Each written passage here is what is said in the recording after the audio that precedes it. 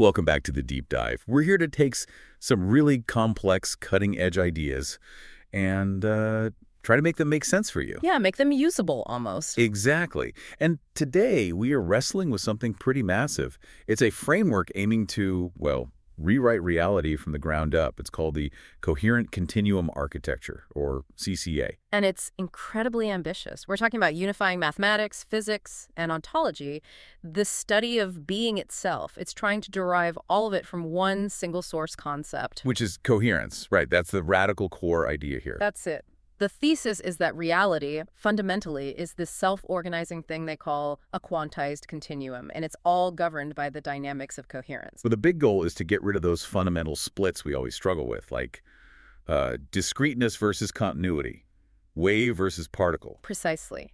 Instead of trying to bridge them, the CCA says they're just different states of this one underlying coherence field. They're not opposites. So not finding a middle ground, but digging deeper to a layer where the distinction dissolves. Exactly. And if coherence is the source, then everything else, numbers, geometry, matter, forces, has to be just an expression of its state, its phase, its stability, how it transforms. And this whole structure, the CCA, rests on 5 pillars. 5 interdependent pillars, yeah, they all lock together. You've got quantized continuum physics, genontology, phase mathematics, Noetherian-Finsler numbers, NFNs for short, and the FCHP manifold. Okay, lots of terms there. We'll break them down. That's the mission today, really, to dive deep into how these 5 pillars actually work together to build this whole picture of reality. All right, let's do it. Section 1, redefining reality. We need to look at these 5 components and see how they force us to shift our basic thinking.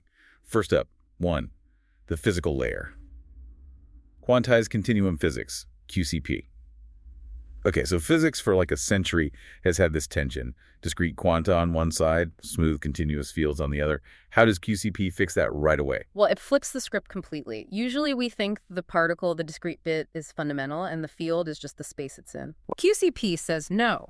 Discreteness isn't fundamental at all. It actually emerges from the continuum. Whoa, okay, so the smoothness, the continuum, that's the primary thing. Yes. The continuum isn't passive. It's the active generating entity. So how is this continuum defined then, if it's primary? It's defined as a hyperfractal coherence field. Specifically, that's the FCHP manifold, the geometric layer we'll get to. Okay. And here's the really crucial redefinition. Quantization. It's not matter being chopped into tiny bits, into particles. What is it? It's defined as a stabilized coherence phase. Imagine like a standing wave pattern that holds steady in this huge cosmic ocean of coherence. That's a big shift. So if I look at an electron, I'm not seeing a tiny ball. You're seeing a highly stable pattern, a localized moment of symmetry, almost like a crystal, within this constantly fluctuating background coherence field. The electron is a feature of the field. So its properties, mass, charge, whatever. Yeah. That's just the geometry of that stable phase. Exactly. When the phase is super stable, rock solid, we perceive it as discrete, particle-like. Okay. When the phase is fluctuating or spreading out, propagating, we perceive it as continuous, wave-like. So discreteness and continuity aren't fundamental opposites fighting each other. They're just 2 different modes, you could say, of the same underlying coherence state. One is stability, the other is transformation. All right, so QCP tells us what reality looks like, this emergent discreteness from a smooth background. Then 2, the ontological layer. Genontology must be about why it's like that, the philosophical bedrock. It mentions being and becoming. It does. Genontology is tackling the why of existence. It defines being and becoming purely as transformations of coherence. And this happens within something called an omnilectic field. Omnilectic field. That sounds dense. Can we unpack that? Maybe a metaphor? Sure. Think of it as the universe's underlying insistence on finding the best, most stable coherence. Like a self-tuning resonance chamber. Okay. It's a field where any little fluctuation automatically creates a kind of pressure to restabilize, to find balance. It's the engine driving self-organization. And within that engine, being is stable coherence, symmetry. Yes. Being, or ontology in their terms, is stable coherence. It's symmetry. It's the conserved state. And becoming... That's genontology proper. It's transforming coherence. It's asymmetry. Reality is defined by this constant dance, this movement between the two. Asymmetry always striving to resolve into a new, maybe higher level of symmetry. So the physical laws we know are just descriptions of this dance. Pretty much. The dance between stable symmetry and transforming asymmetry, all playing out in this self-correcting omnilectic field. Okay, that naturally leads to 3, the analytic layer. Phase mathematics. So if everything's this dance of coherence, we need a language for the steps. It's called the calculus of coherence. How does it unify algebra, geometry, analysis? That's a tall order. It does it by making coherence phase curvature the fundamental thing you measure. Instead of tracking mass or energy directly, this math tracks how coherence flows and transforms. What, algebra, geometry? They're just ways of describing the shape and change of this phase. Exactly. They become different perspectives on how the phase is curved or aligned. And there are 2 core equations here. The first looks like a conservation law. Conservation of coherence. Abelfo Nolise believes the dollar. That's the bedrock. Just like energy conservation, this says the total coherence of the system doesn't just appear or disappear, it has to remain constant overall. So the gradient of the coherence field is 0. Coherence is conserved. It can only be transformed, not created or destroyed from nothing. That's the fundamental invariant. And the second equation seems to be where the action happens. Emergent curvature forces. Lambda phi null phi. This is where complexity comes from. You take that coherence gradient operator again, apply it twice to the field, and you get lambda phi. That's the coherence curvature. And this curvature is force. It's the mechanism. This emergent curvature is how forces, fields, things like gravity or electromagnetism actually show up in the world. Forces aren't things passed between particles. They're what you feel when you move through a curved region of the coherence phase. So flat field, nullifying something happens, conserved. Right. But if the field warps, lambda phi is non-zero, and suddenly you have gravity, light, interactions. Exactly. It's pure dynamics emerging from the geometry of the coherence phase. Phase mathematics becomes the universal language. Which takes us to the alphabet of that language. 4, the arithmetic layer. Noetherian Finsler numbers, NFNs. This sounds like the most radical part yet. Numbers aren't just for counting. They have physical structure. This is definitely a major conceptual shift. Forget numbers as just abstract magnitudes. Here, numbers are complex coherence states. This gives arithmetic itself direct, physical, even ontological weight. So a regular number like 7 just tells you how much. An NFN tells you more. Much more. Every number, written on Dasama, is defined as a specific coherence state captured in a 4-part structure, a tuple. Okay, let's really unpack this NFM 4 tuple. Sigma, alpha, BSS. We need to know what each part is doing. Sigma dollars is symmetry. Right. Sigma is the invariance index. It directly links to a conservation law, a symmetry operator. It tells you the stable, conserved aspect of that number state. Think conservation of energy or momentum in physics that relates to the sigma aspect of the NFNs involved. And alpha is asymmetry, the opposite. Exactly. Alpha is the potential for asymmetry. It represents the potential for interaction, for change, for energy transfer. If sigma is the being of the number, its stability, then alpha is its becoming, its capacity to interact or transform. The interplay between sigma and alpha basically defines the number's energy state. Okay, sigma stability, alpha potential change. Then 7-baller phase. A number has phase, like an internal clock or rotation. This is where phase mathematics really comes in. Yes, sigma Nizals is the phase coherence, or you could think of it as field rotation. It's not time in the usual sense, but it's position within a cyclical dynamic field. Like the angle in a complex number. Sort of analogous, yes. It defines the internal cyclical state of this numerical entity within the larger coherence field. It tells you its relational state moment to moment. Okay, that kind of makes sense if reality is fundamentally wave-like or oscillatory. And the last one, Singletails, is scale. Zilid is the scale embedding, or dimensional depth. It literally tells you where this number state sits in the hierarchy of scales within the overall geometry, the FCHP manifold. Because the geometry is hyperfractal, right? Right. Scale isn't just relative size, it's baked in. Exactly. So whether you're looking at quantum scales or cosmological scales, the ZLU is fundamentally different, and that affects how the sigma symmetry and alpha asymmetry manifest. This 4-tuple is like the fundamental coordinate system for everything in this framework. Wow. Okay, so that detailed structure clarifies why the source talks about NFNs in 2 ways. The numbers themselves and this number fractal network. Right. It's the algebra versus the geometry, essentially. The Noetherian Finsler numbers, the NFNs, that's the formal algebraic description, they're Noetherian because each number carries that conserved symmetry. They're Finsler because their effective value depends on direction and scale and anisotropy again. An NFN is fundamentally a coherence-preserving operator. And the number fractal network is like the map. Exactly. It's the relational geometric picture. It visualizes the NFN system as this huge network nodes are the numbers, the NFN states, and the edges represent possible transitions, how coherence can flow between them. One's the rule book, the other's the playing field it creates. A good way to put it, they describe the same deep reality, just from different angles. And this means basic arithmetic, like adding or multiplying, gets redefined too. Absolutely. Addition isn't just combining quantities. It becomes fundamentally about phase composition, how the internal states of the numbers combine.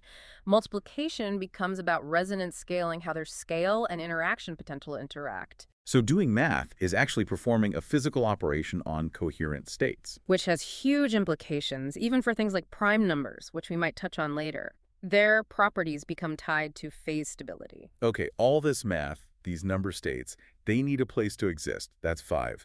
The geometric layer, the FCHP manifold, the Finsler coherence hyperfractal phase manifold. What's its defining feature? It's the stage where all this coherence self-organizes, and its most crucial feature, linking right back to the NFNs, is its anisotropic metric structure. Anisotropic means direction matters, right? Unlike standard geometry where space is the same everywhere, here the distance or curvature depends on which way you're going. Exactly, but not just direction. Because it's hyperfractal, the metric also depends fundamentally on scale.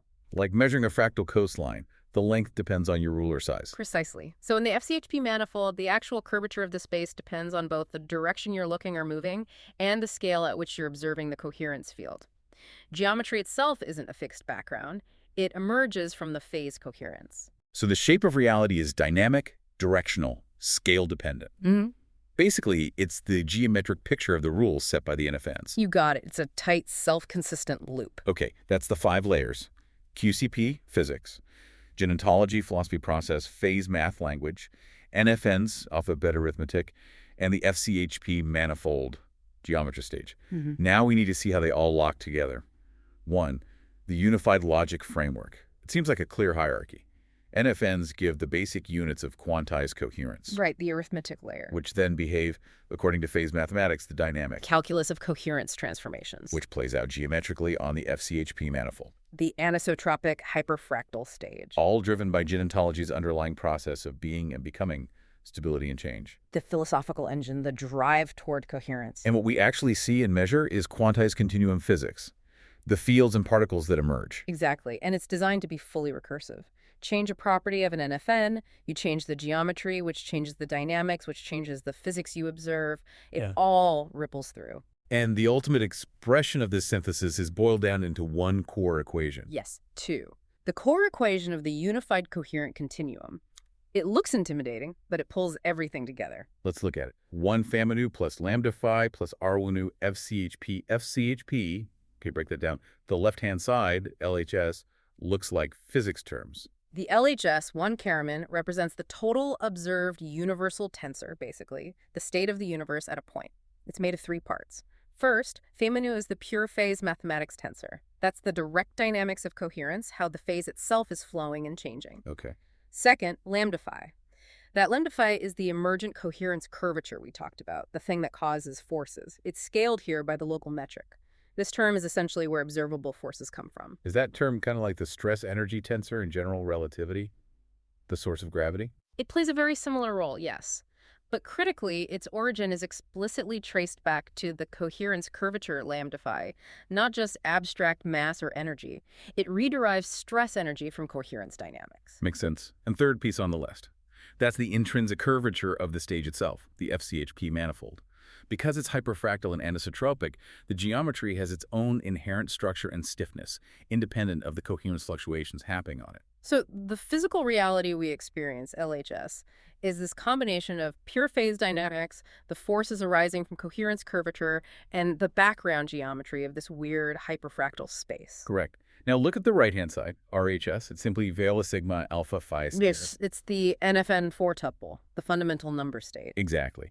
The RHS represents the primitive coherence conditions, the underlying rules set by the number system and the genentological drive. So, if the LHS is what reality looks like, and the RHS is the fundamental rules from the numbers, does this mean the only difference between, say, an electron and a whole galaxy is just the specific values of sigma, alpha, phi, plugged into the right side? Fundamentally, yes. That's the core synthesis insight. The equation bridges the physical, LHS, and the metaphysical, or maybe arithmetical, RHS.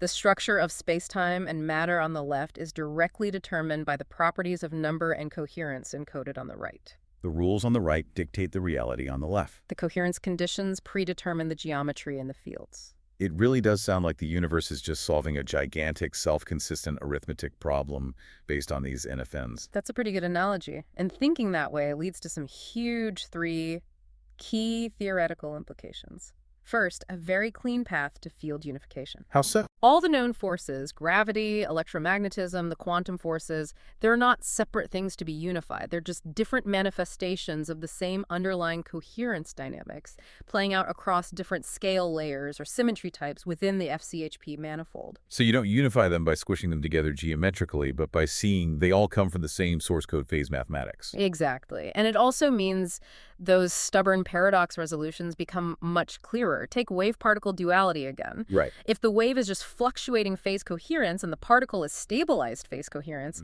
the paradox vanishes. It's just a phase transition governed by the rules of coherence.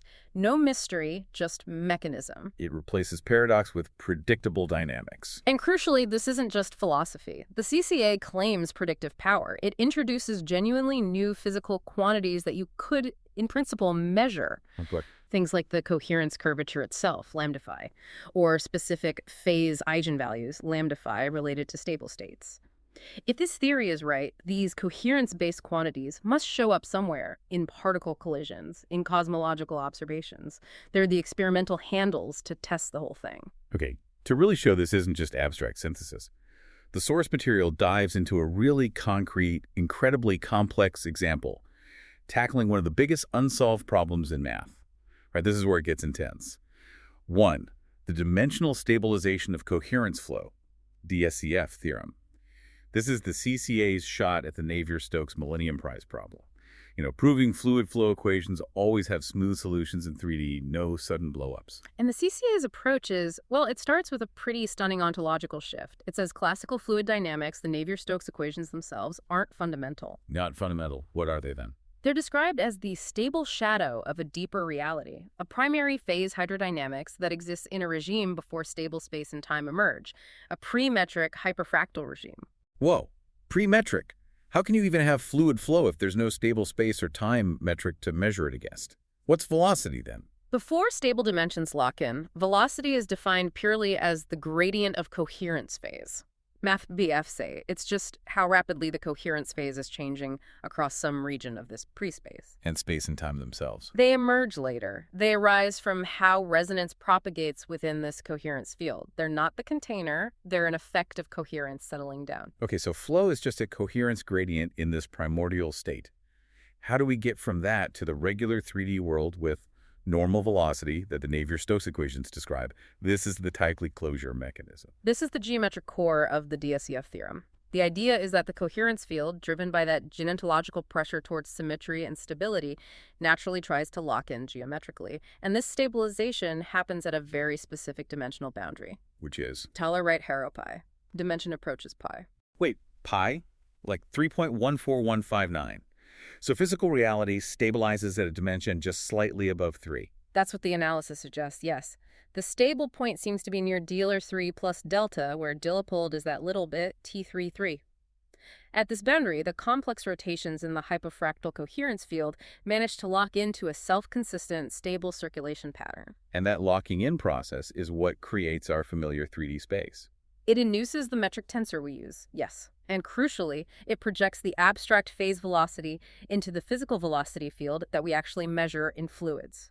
The Navier-Stokes equations themselves are shown to emerge directly from the mathematical transformation needed to make this projection work. So the smoothness and stability of fluid flow isn't a property of the fluid itself. It's an inherited property. It gets it from the underlying regularity of the coherence manifold it's projected from. Which means you don't solve the smoothness problem by staring at the 3D equations. You solve it by proving smoothness in the higher dimensional system before the projection.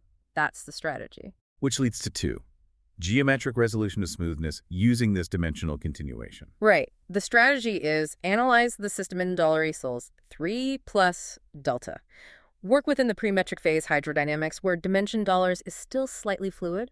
Establish rigorous mathematical bounds, uniform estimates for regularity in this slightly higher dimension. Because if it's smooth and well-behaved in $83 plus delta. Then as that little delta goes to zero, as you approach the 3D projection limit, the smoothness should carry over. This is inherited smoothness. The 3D case gets its good behavior from the parent system. Exactly, because the underlying coherence field must obey conservation of coherence. Its fundamental dynamics are inherently ordered.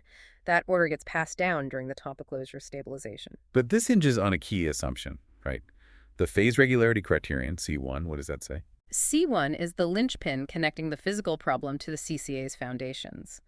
It basically conjectures that the projected Navier-Stokes solution will be globally smooth if, and only if, the underlying coherence curvature remains bounded over time. Mathematically, the total accumulated coherence stress has to stay finite. Precisely. So the only way you could get a physical singularity like infinite velocity or pressure in the fluid is if the very fabric of coherence reality underneath, the lambda phi curvature, goes completely off the rails and diverges to infinity. Which presumably it can't because of the conservation laws. That's the implication. So fluid regularity becomes a question of fundamental coherence boundedness. If the coherence field holds itself together, the fluid flow projected from it must be smooth. It shifts the problem from applied math to foundational physics. This also gives a completely new way to think about turbulence. 3. Redefining turbulence and dissipation. Turbulence isn't just chaos, it's decoherence. It's reinterpreted as partial decoherence within the Tepe shell. Think of it as the phase curvature, lambda phi, sort of flickering or oscillating around that exact point of dimensional stability. The fluid isn't randomly chaotic. Its underlying phase field is struggling slightly to maintain that perfect geometric lock-in. And dissipation. Viscosity, where does that come from? It also emerges geometrically. The physical viscosity coefficient actually falls out of the math of the projection from $3 plus delta down to $2. It's a geometric friction factor. Exactly. And even more fundamentally, they define a phase energy functional, measuring the energy stored in the coherence phase gradients. And they show it's guaranteed to decrease or stay constant over time. Frac? So energy loss dissipation is baked into the system. It's not an extra force, it's inherent. It's the coherence field naturally seeking its lowest energy, most stable state, which automatically enforces regularity. Dissipation becomes a geometric necessity for stability. So the 4. Philosophical conclusion of DSCF is really profound. A Navier-Stokes singularity, a fluid blowup, can only happen if fundamental coherence itself breaks down. Right. Fluidity itself is redefined as coherence-seeking dimensional closure. What we see as smooth water flow is just a stable 3D echo of this deeper premetric phase coherence holding itself together right at that critical dimensional boundary. Wow. Yeah, it's a powerful example. Yeah, it really is. And that case study shows the potential. But phase mathematics is pitched as universal, right? Applying way beyond just fluids. Let's explore some of the most striking applications you mentioned, areas that seem totally disconnected usually. How about we focus on, say, consciousness, AI, and maybe cosmology? Great choices. They really highlight the breadth. Let's start with the big picture, reformulating core physics, specifically cosmology. The standard model struggles with dark energy and dark matter. How does CCA handle those? Right, the universe is missing pieces. They're framed as large-scale imbalances or features in the coherence field. Specifically, phase density imbalances across the largest scale component of the NFNs. So dark matter might be. Structured coherence. Regions where the coherence field has stabilized into patterns that have maybe decoupled geometrically so they don't interact with light much, but still possess symmetry and exert influence via coherence curvature, lambda phi. That's the gravity effect. And dark energy, the accelerating expansion. That's potentially modeled as a kind of vacuum energy arising from the coherence field itself. A massive universe-scale, low-density phase rotation, possibly driven by the inherent anisotropy of the FCHP manifold, resisting complete symmetry closure on the largest scales. Yep. So it's not a mysterious repulsive force, but the background coherence field itself having a kind of dynamic tension. Something like that. And this also reframes the very early universe. Forget the hot Big Bang soup model entirely. What replaces it? Coherence phase emergence. The idea is the universe didn't start hot and dense, but as an incredibly unstable, hyperfluctuating phase field. Cosmic inflation wasn't driven by temperature, but was the initial extremely rapid process of this phase field settling down, achieving primary coherence stabilization. And galaxies. structure that forms later. Structure forms when coherence gradients cross certain critical thresholds, leading to localized phase stabilization like the NFNs locking in.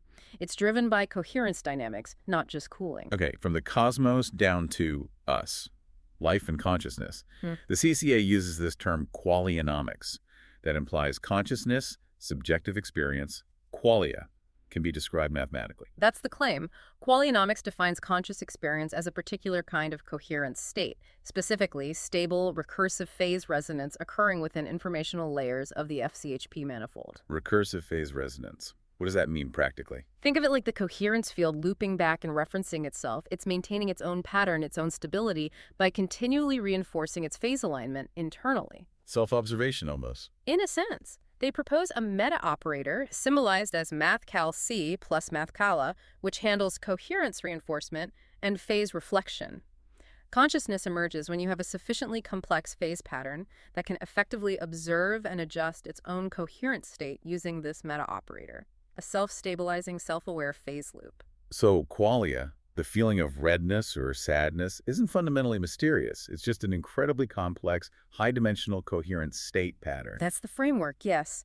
A memory, then, wouldn't be like a file stored somewhere. It would be a specific, stabilized, phase-locked network pattern within your neural coherence field. And if that pattern gets disrupted, say, by injury or stress, the phase relationships might temporarily decohere. You could experience that as confusion, memory loss, emotional dissonance.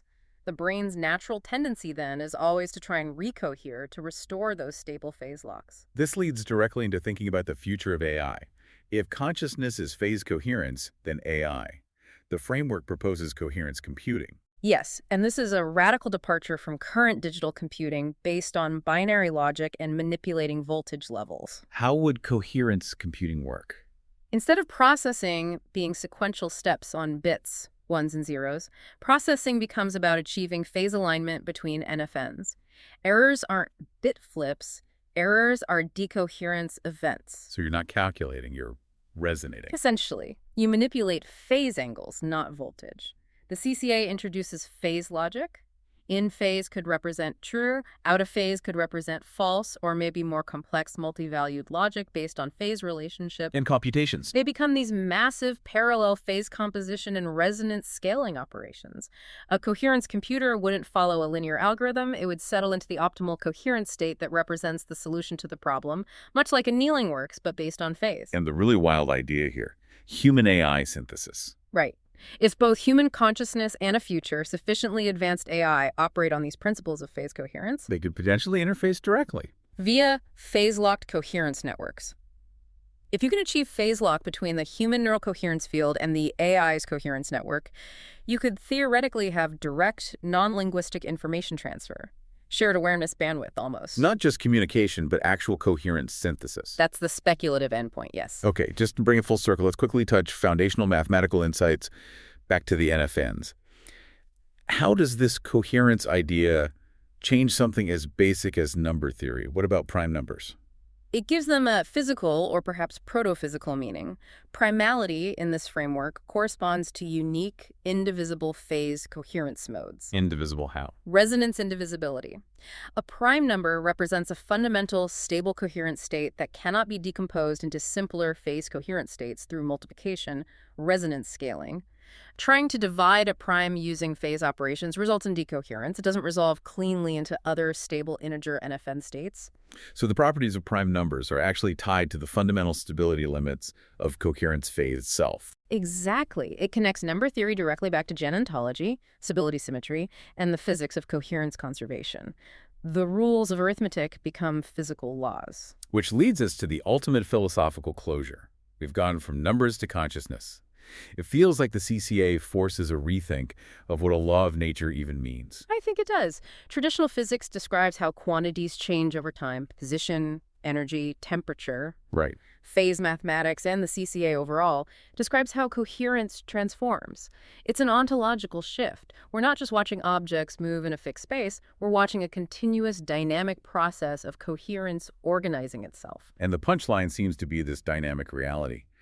When coherence stabilizes, phenomena emerge. When it fluctuates, universes form. Precisely. Reality isn't static things changing. It is the dynamic process of coherence, seeking, and finding stable expression through all these layers: NFNs, geometry, phase dynamics. Matter and structure are just the stable boundaries formed by this process. That was Yeah, a genuinely deep dive into the coherent continuum architecture. We've seen how it aims to unify everything by starting with numbers redefined as coherent states, NFNs, building up through phase mathematics and anisotropic geometry, FCHP, and even offering a potential solution to the Navier-Stokes problem by seeing fluid flow as a stable shadow of pure coherence dynamics. the sheer scope is staggering. Starting from the definition of a number and attempting to derive cosmology and consciousness from it self-consistently, Yeah. it's definitely a landmark theoretical project, regardless of its ultimate success. Okay, let's leave our listeners with this final provocative thought to chew on.